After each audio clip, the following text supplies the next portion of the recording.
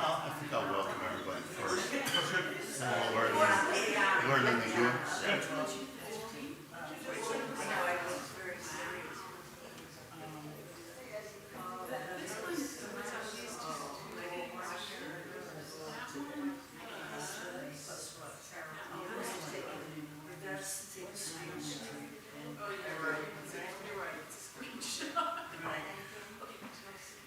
Maybe this one.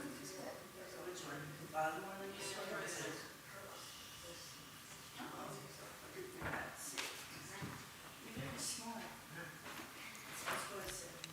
Shabbat Shalom. Very often in our lives, the week preceding Shabbat is a roller coaster of emotions. And while we can say that in general, I think all of us has felt since October 7th, now more than a month ago, that our lives have even been more of a roller coaster of emotions. And for me, this past week has been the super duper roller coaster. Because after Shabbat morning Torah study last week, my mother and I and family drove to Maryland, and we celebrated on Saturday night and Sunday the delightful wedding of our niece. And then as we were driving home from Maryland, we were unable to reach my eldest son, Nadav. Little did we know, until a few hours later, that he was at home, and my daughter-in-law gave birth to our second grandchild, a granddaughter, in 15 minutes with a home delivery with Nadav by himself and the 911 operator giving him instructions. Ava, Leonia Schwartz, is doing well. We held her, saw them on Wednesday night. And so the roller coaster of emotions, because at the very same time that we have this personal joy and celebration, my mind can't stop thinking about, reacting to what I'm seeing, reacting to what I'm reading day after day in Israel. And I'm very aware that today, last night and today, is the 85th anniversary of Kristallnacht. And a little later, I'll mention how I visited Kurt Roberg, our eyewitness to Kristallnacht, and spoke to him this week again about his memories of that evening and that day in Germany. And Kurt went on to perilously escape from Germany. Many of you know the story. Some of you have read his account of it. And shortly after he arrived here, as a young man, to be drafted into the armed forces. And this weekend is Veterans Day, which is always an emotional time as well.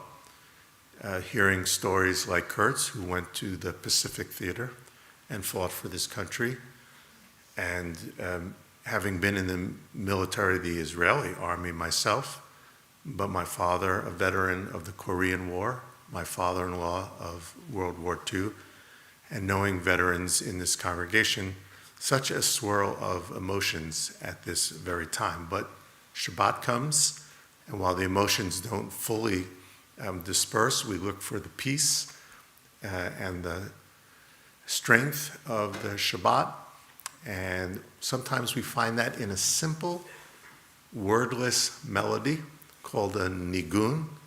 And right now we're going to begin our Shabbat service with a nigun without words, but then a little bit later we'll attach the first words of the Amidah to this melody.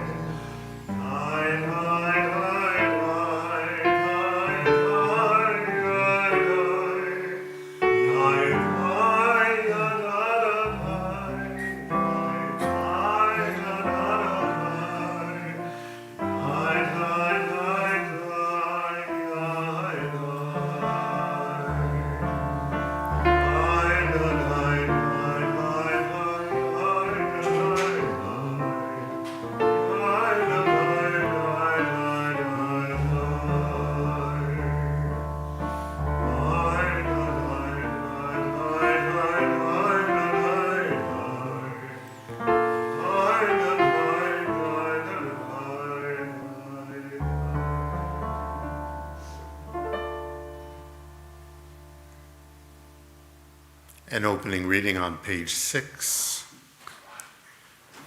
We enter this sanctuary to welcome Shabbat. Within these walls, we sit surrounded by numberless generations. Our ancestors built the synagogue as a visible sign of God's presence in their midst.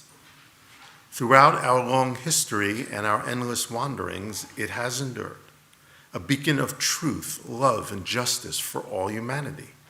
Its presence guided our ancestors to lives of righteousness, holding up to them a vision of their truest selves. Together, now we in turn come into this sanctuary to affirm the sacredness of our lives. May we enter this place in peace. May holiness wrap around us as we cross its threshold. Weariness, doubt, the flaws within our human hearts, the harshness of the weak, let these drop away at the door. In the brightness of Shabbat, Let peace settle upon us as we lift our hearts in prayer. Our welcome of the Shabbat continues with the singing of Lecha Dodi on page 20.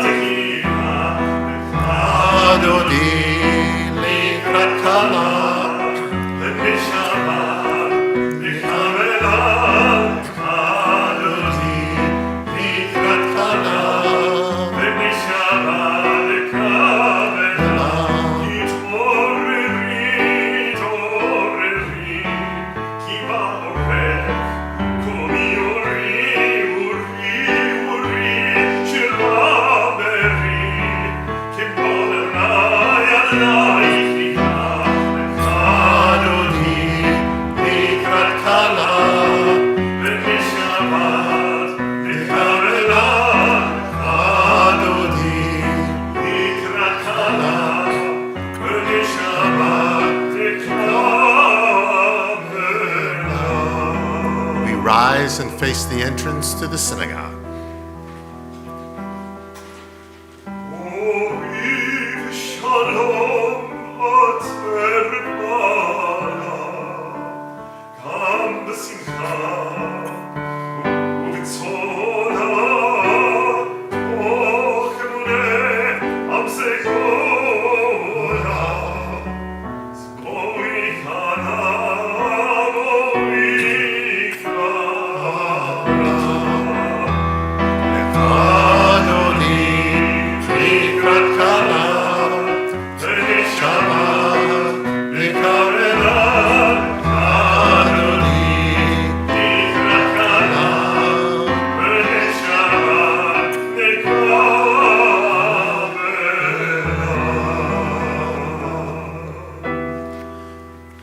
Standing for our call to worship, the Baruch Hu, page 28.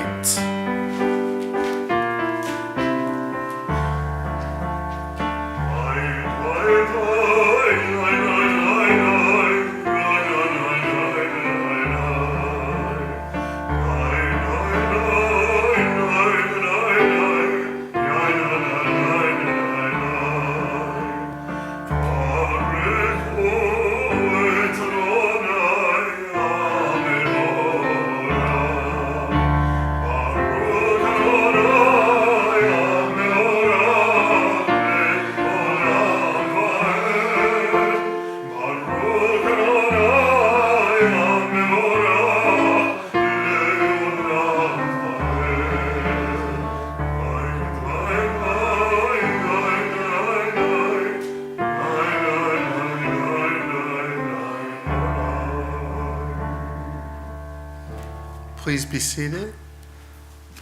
Last week, for the first time, the Cantor introduced a new version of the next prayer on page 30 and 31, the Mariv Aravim, that combines some of the English and the Hebrew liturgy. It's a bit intricate, but very nice. We'll start just as we did last week, right in the middle with the words Orei Yom Halayla, Orei Yom Halayla Golel, or Mipnei Choshech, Choshech Mipnei Or. Orei Yom Halayla, Orei Yom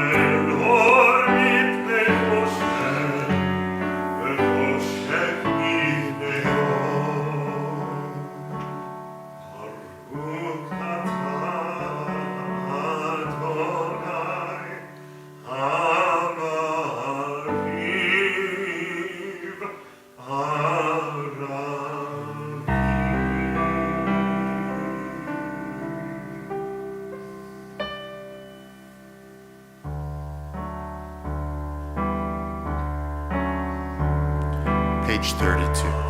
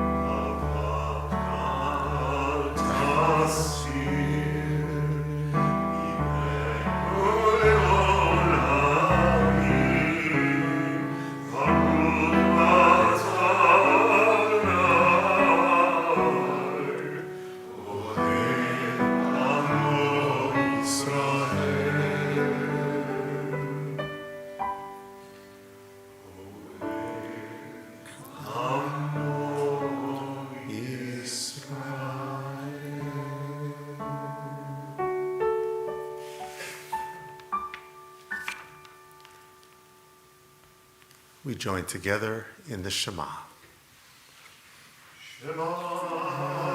Yisrael, Adonai Eloheinu, Adonai Echad.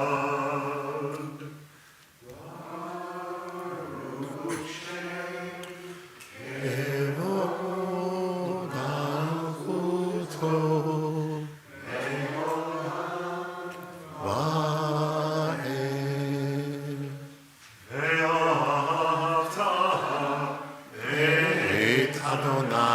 Elohecha, v'chol levavecha, v'chol nafshecha, u'v'chol me'odecha.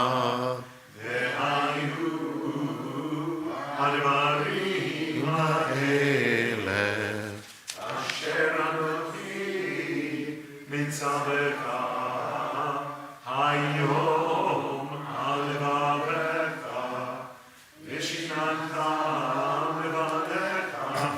V'dibarta b'ham v'shivtecha b'beitecha u'v'letecha b'derech u'shofecha u'b'kumecha u'shatam le'ot terecha v'hayu letotafot b'neinecha u'tavtam al mizuzot Sharecha Leman Tizkeru Vasitem et Omnitzotai Vitem Kirushim Elohim Ani Adonai Elohim Asher Hoseit Yechem Me'eretz Mitzrayim Liot Lachem Elohim Ani Adonai Elohim Adonai Elohim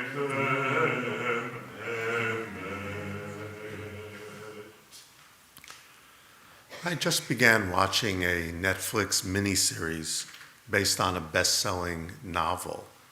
And the name of the book and the miniseries, All the Light we cannot see. It's based on the wise teaching of a unnamed professor in the book who says that the most important light in the universe is the light that we cannot see. The main character is a blind woman who can see more deeply than most people with sight. When we think about it, the light of love that illuminates the universe is a light that we can feel but not see necessarily. And so too the light of freedom. Our next prayer, Micha Mocha, celebrates the light of freedom from the Exodus till now. Page 40.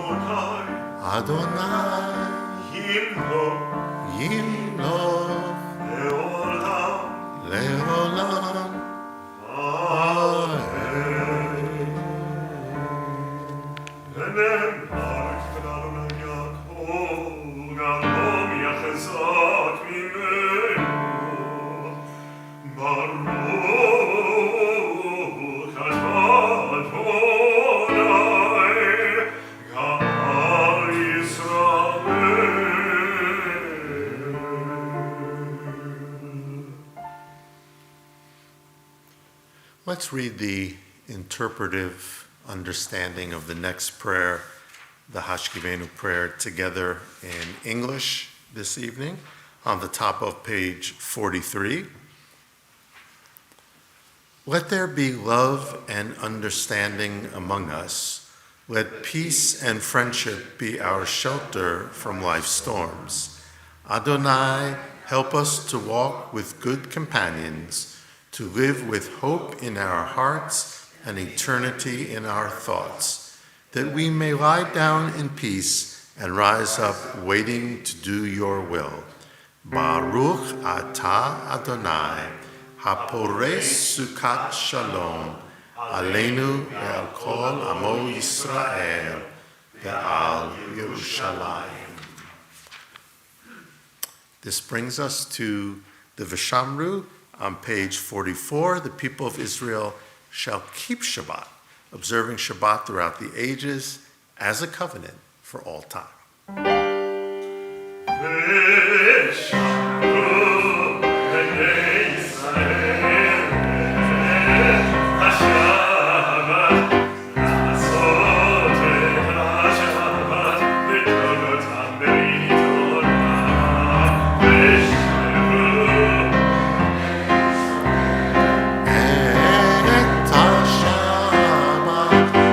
לעשות את השבת לדורותם ברית עולם.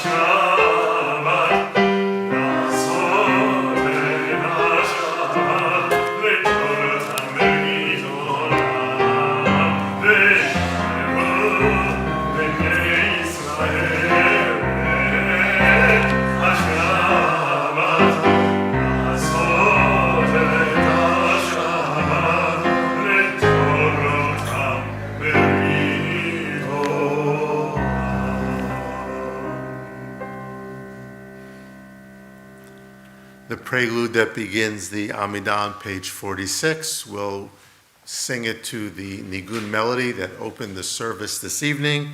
Please rise.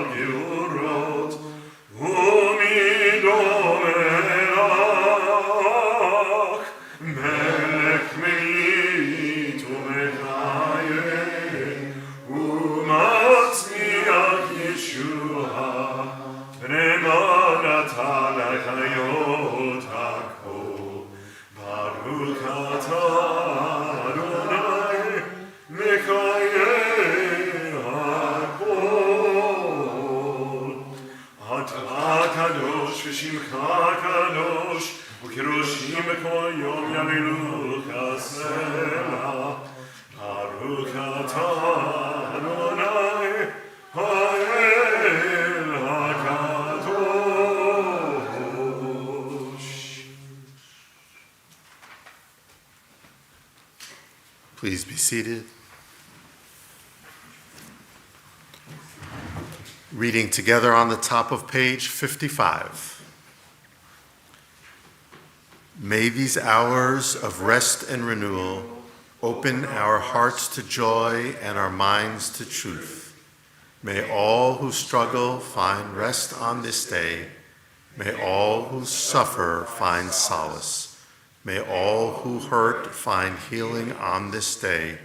May all who despair find purpose.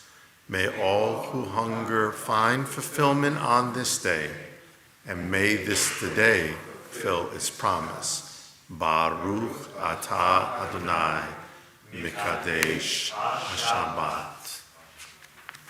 Shalom Rav is the prayer of peace that concludes this section of the Amidah on page 60.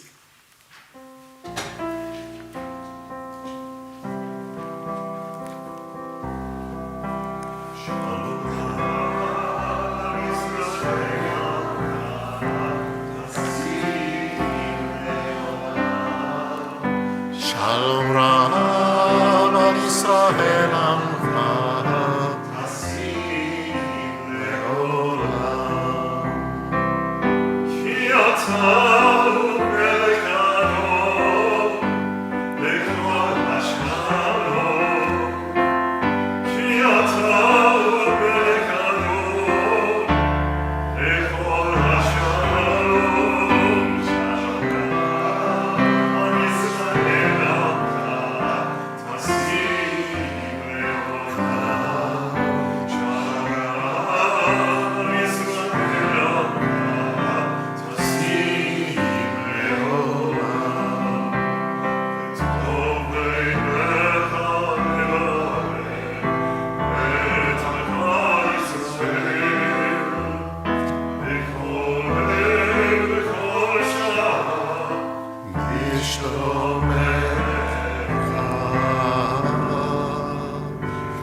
Shalom Rav al Yisrael Amcha, Tasim Leolam. Shalom Yisrael Amcha, Tasim Leolam.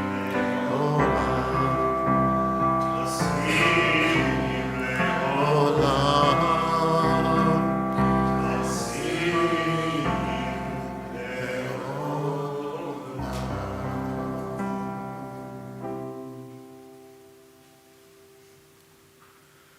Leolam. Now, at the end of the Amidah, our thoughts turn to those of our loved ones in need of healing, be this a healing of body or a healing of soul. As I mentioned a few weeks ago, it is customary to offer a Misha Berak for a woman who has just given birth, and so we name Heather Schwartz. From our congregational family, we also wish a refuah shlema to Pearl Waxman. Each week I've been reading the names of IDF soldiers connected directly to this congregation through family or friendship. We mentioned Jesse, Zachariah, Itai, Ophir, Sharon, Ben, Sapir, and Justin. And I have been reading 18 names of hostages, the Misha Berak prayer, with their ages. This week, Aviv Atzil, age 49, Liat Bat Sarit, age 46, Noah Argamant, age 26, Avi Natan Ben Editza, Tirza, age 30, Karina Ariev, age 19, Roni Eshel, age 19, Doron Bat Efrat, age 34, Raz Bat Doron, age 4.5, Aviv Bat Doron, age 2.5, Efrat Katz, age 68, Gadi Moshe Moses, age 79, Elkanah Bat Ruchama, age unknown, Yagev Bukstav, age 34, Rimon Bukstav, age 36, Amit Esther Buskila, age 28, Shira Bibas, age 32, Ariel Ben Shir, age 4, Kafir Ben Shir, age 9 months.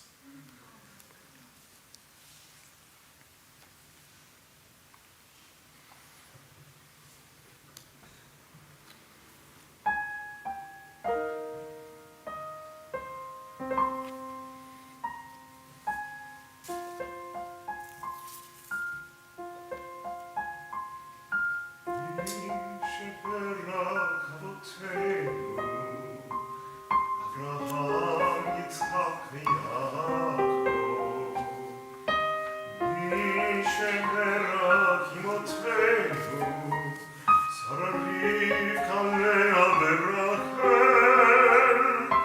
May the one who blessed our mothers, may the one who blessed our fathers, hear our prayers, hear our prayer, hear our prayer, hear our prayer, and bless us as well.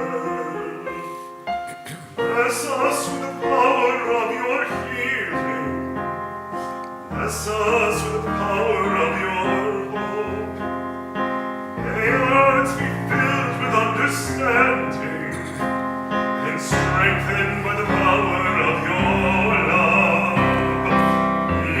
Yishemerach Avotenu, Avraham, Yitzchak, v'Yaakov. Yishemerach Imotenu, Sarit kalea berachel.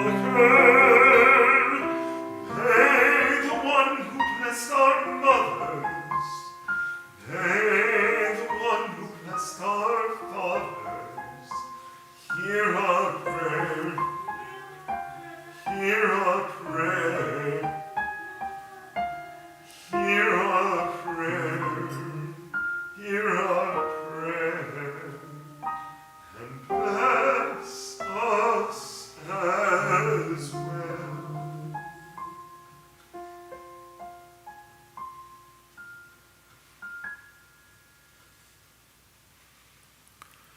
On this Veterans Day weekend, I invite Richard Alicchio to come forward to share a prayer before our pause for silent reflection on behalf of veterans, Richard having served in Vietnam.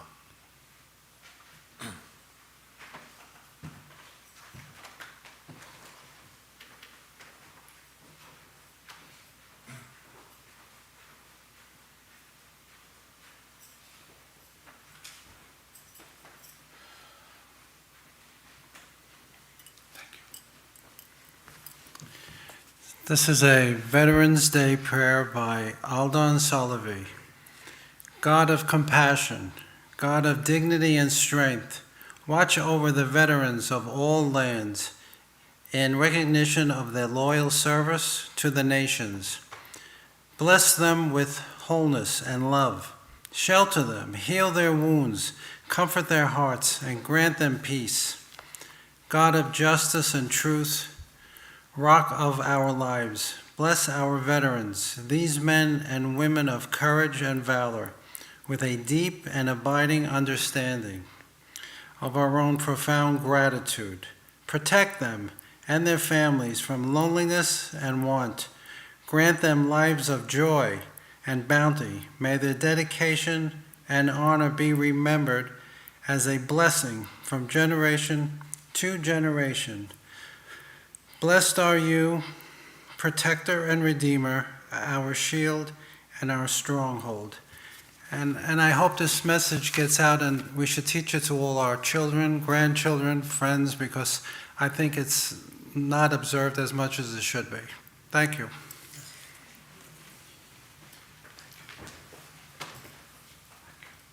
We pause.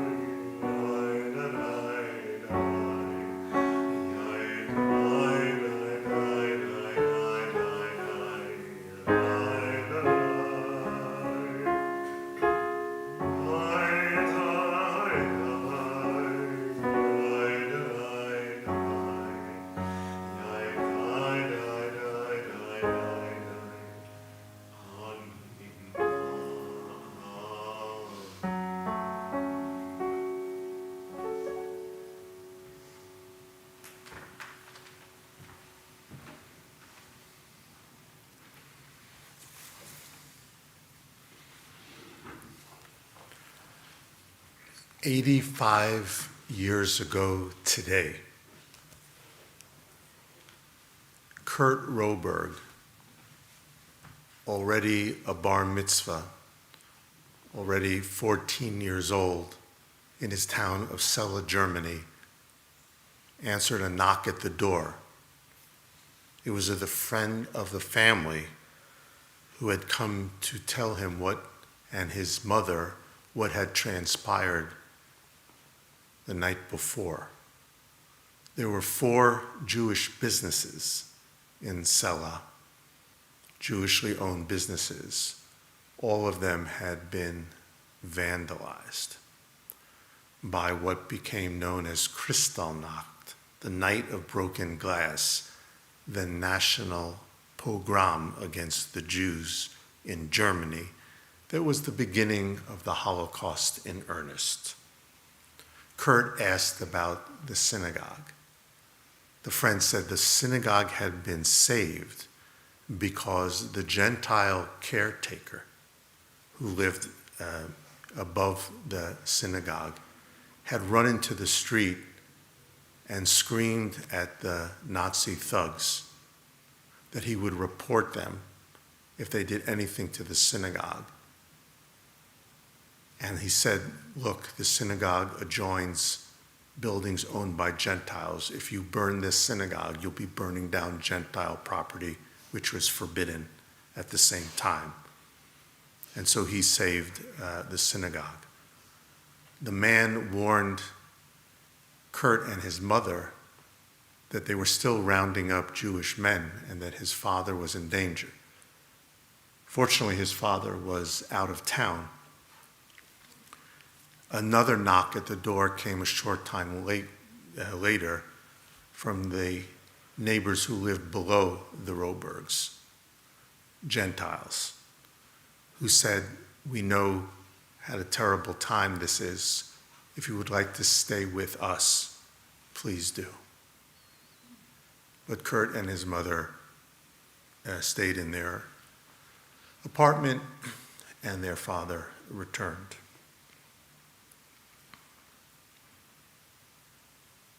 "85 years later, and we are dealing with a sea of resurgent anti-Semitism around the world.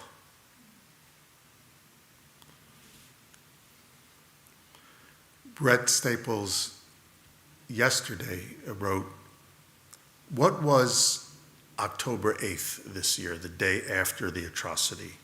He said, it wasn't just the day after the single greatest atrocity against Jews since the Holocaust, an atrocity whose details were impossible to miss because the perpetrators made sure to film them. It was the day when that atrocity was celebrated, not just in places like Tehran, but on the streets of Manhattan and on too many college campuses. And it was the day in which, instead of it being universally denounced by institutional leaders, especially on college campuses, we began to see it often ignored or addressed in belated and carefully parsed statements of regret. On October 8th, Jews woke up to discover who are our friends and who are not.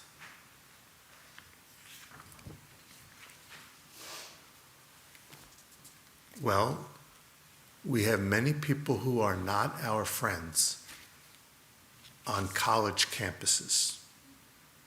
Last week I spoke about the resurgence of anti-Semitism in other places connected to the far left. But this week, especially on what is happening on college campuses around this country. Last week I shared with you my personal limits to dialogue and stated that if we cannot enter into a conversation with somebody who does not recognize, number one, Israel's right to exist. Number two, Israel's right to defend herself. And number three,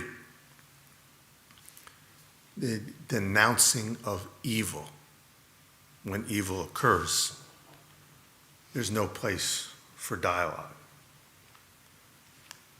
And now we face the situation, if there are limits to dialogue, are there reasonable limits to free speech?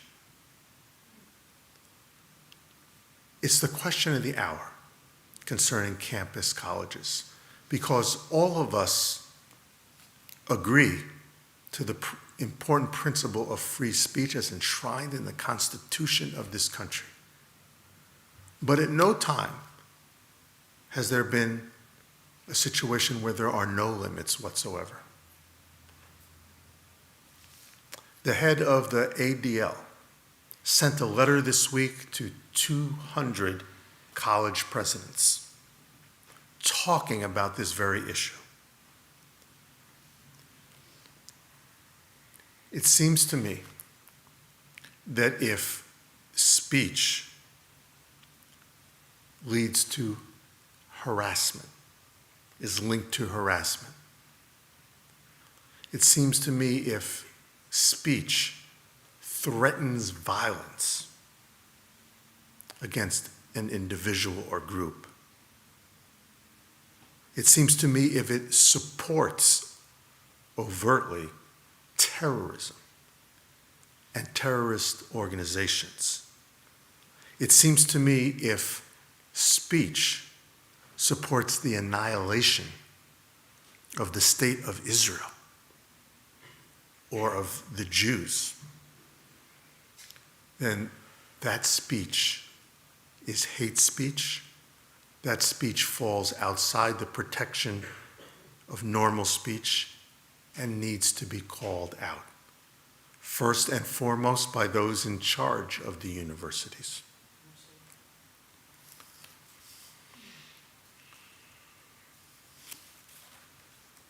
Staples continues, what can Jews do on October 8th and following?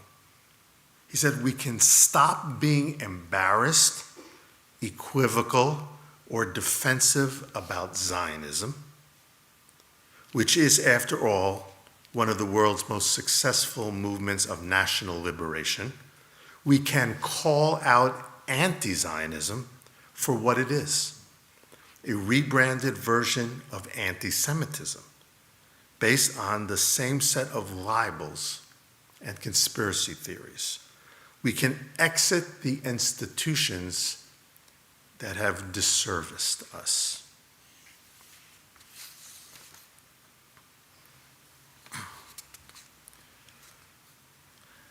Gadi Taub, the Israeli commentator, in a blistering piece on the Jewish right to self-defense, points out something deeply ironic here.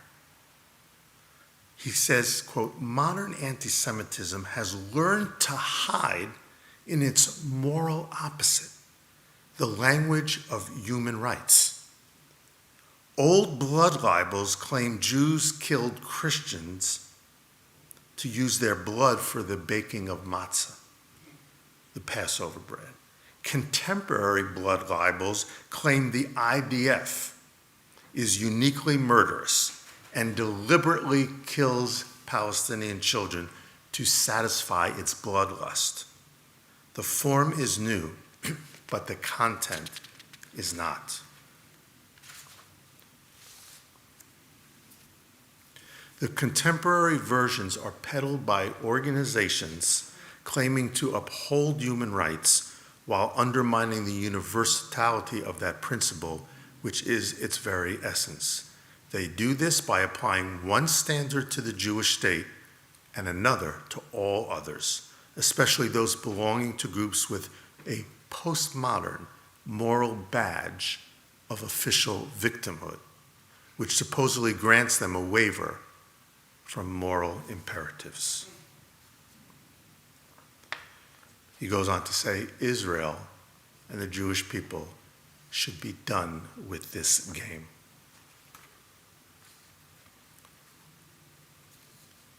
I don't think game is the right word here.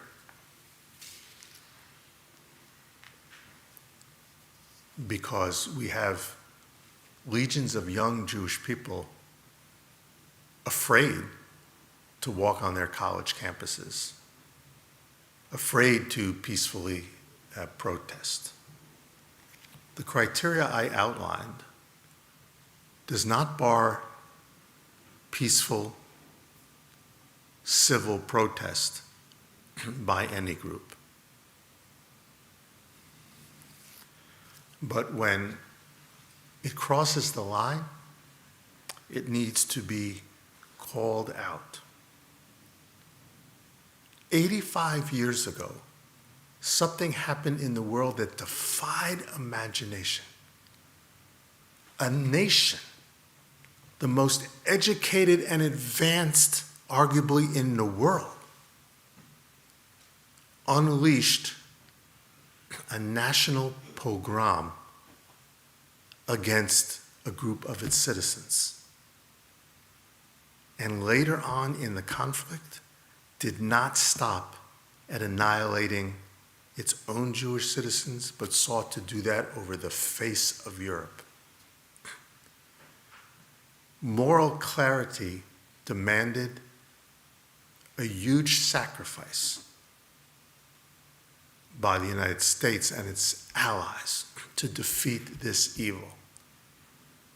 We lose sight of this moral clarity at our own risk today.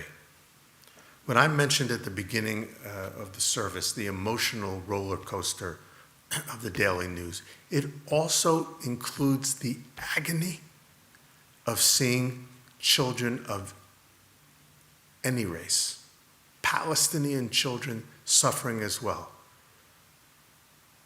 I mean, I keep thinking about my newborn granddaughter and the innocence and the beauty of children.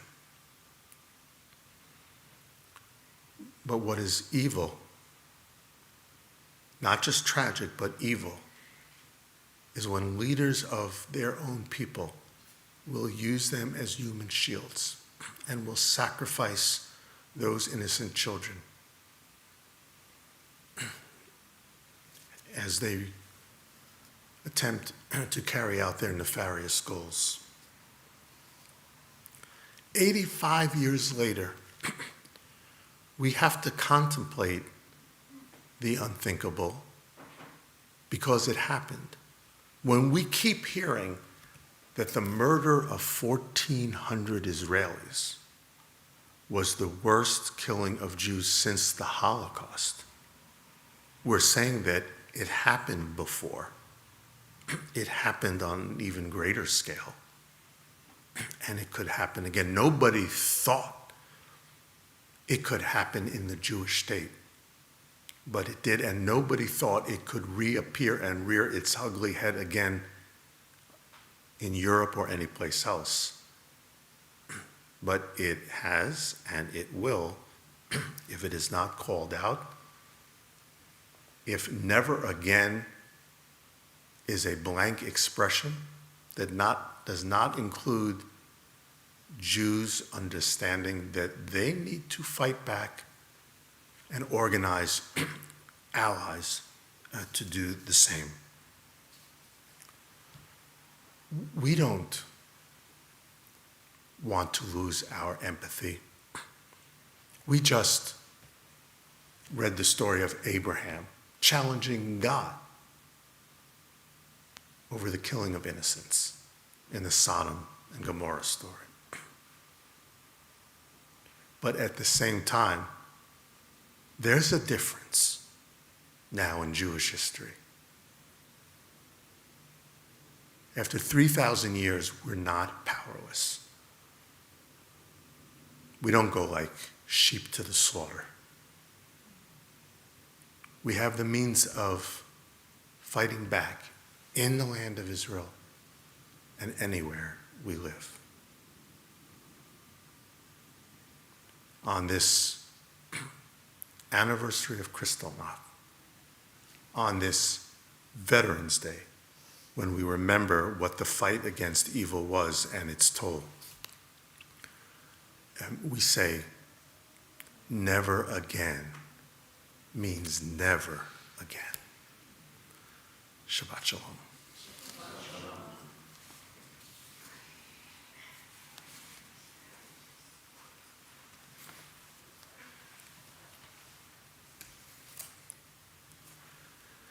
As we open the Ark for the concluding segment of our service, the bottom of page 282, please rise.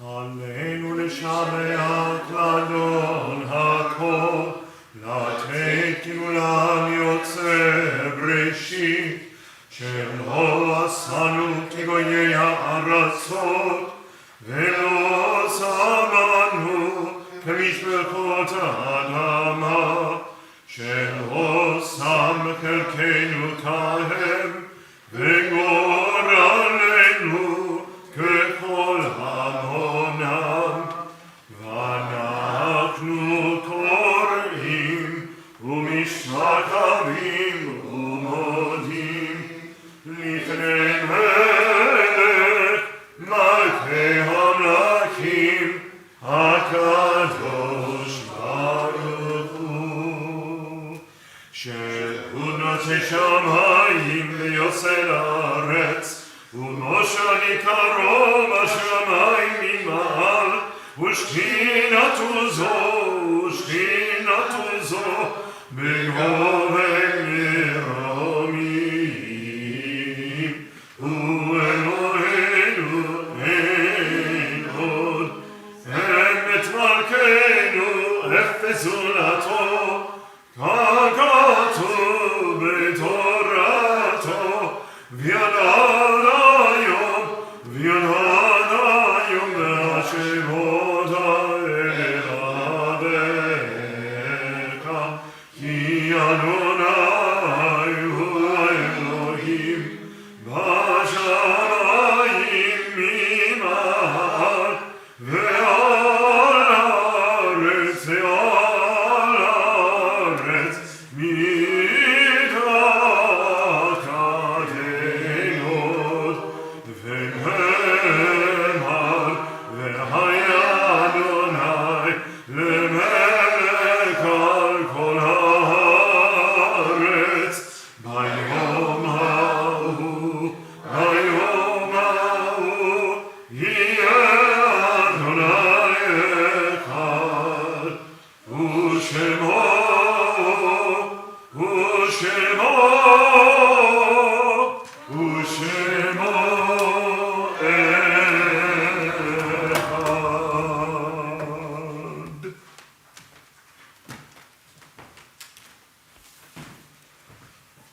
On this Shabbat, we now call to mind in love and reverence those recently taken from our midst, Peter Boimel, nephew of Fanny Fishbein. And on this Shabbat, the Yortzeit, the anniversary of the passing of Morton Buxbaum, a World War II veteran, father of Peter. For all those close to our heart, for all those for whom there may be no one to say Kaddish, we join in the Kaddish prayer on page 294.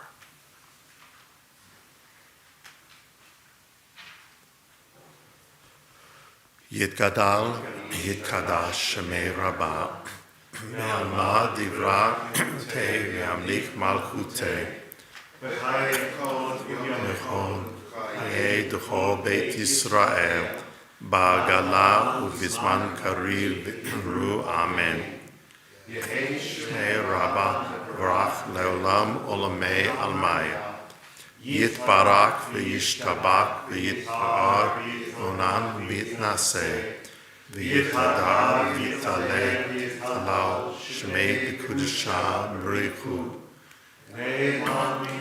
V'yirchata V'shirata Tushbechata V'nekamata V'amiran V'alma V'yimru Amen.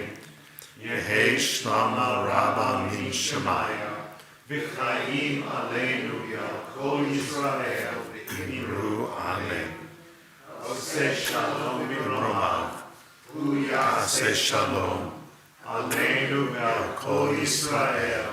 Imru. Amen. May the source of peace send peace to all who mourn and comfort to all who are bereaved. Amen. Amen. Please be seated. Inviting forward Michael Fishbein.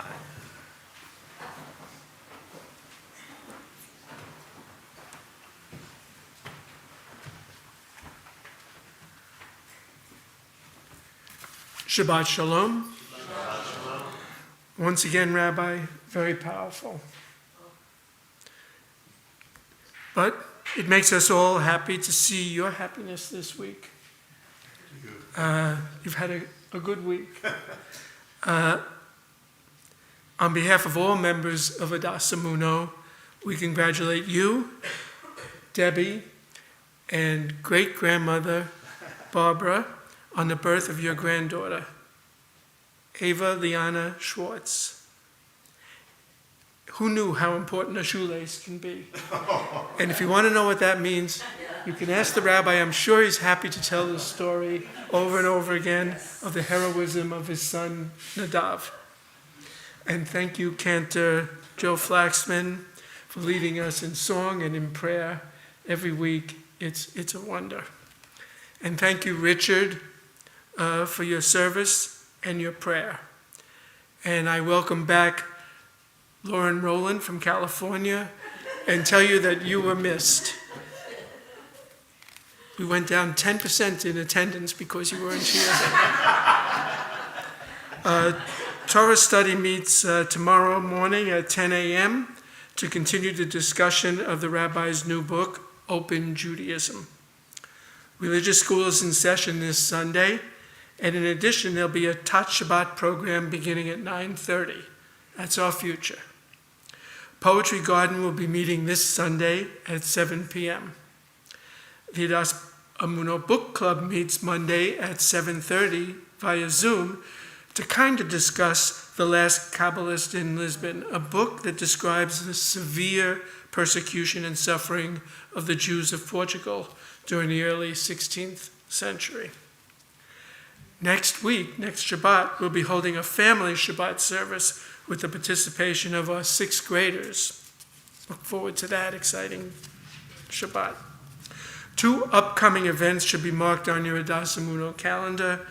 On Tuesday, November 21st at 7 p.m., we'll join in the Leonia Community Thanksgiving service at All Saints Episcopal Church, located at 150 Park Avenue. Will you be there? I cannot be there this year. I'm sorry. Okay. Well, we'll miss you. Canned goods will be collected at that service for the Center for Food Action. And joyfully, on Sunday, December 10th, during Hanukkah, from 2 to 4 p.m., we'll welcome the Hudson County Jazz Buskers, which features our own Scott Dennis. The event is called Swinging Jazz for Hanukkah and will be followed by a wine and cheese reception. Our great social action committee, led by Annette DeMarco, is running a winter holidays food drive. We're looking for items such as cranberry sauce, canned yams, mashed potato mixes, gravy, macaroni and cheese. In addition, very importantly, we are continuing to collect diapers, sizes 4, 5, and 6. The Emuno Board of Trustees meets this coming Thursday at 7:30 via Zoom. All members may attend the open session. Just email me or the rabbi to receive the Zoom link. Tonight's Oneg is sponsored in honor of Veterans Day by Vietnam veteran Richard Alicchio and Peter Buxbaum, whose father, Morton Buxbaum, served our country during World War II. And I thank you, Dylan, for live streaming tonight's service. Shabbat Shalom.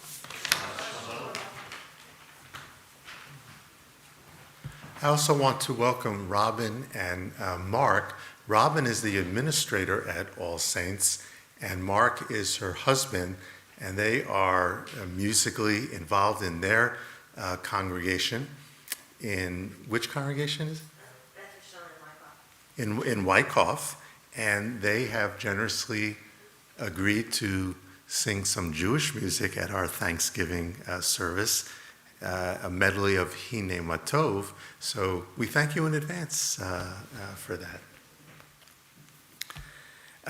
Several people have requested, and I certainly concur, that at least from time to time during this continually challenging period, that we end the service and especially identify with Israel by chanting the national anthem of Israel, which is also the anthem of the Jewish people in a broader sense. The words to Hatikva, the hope, are in the prayer book on the page 374. And given that this is a national anthem, please rise.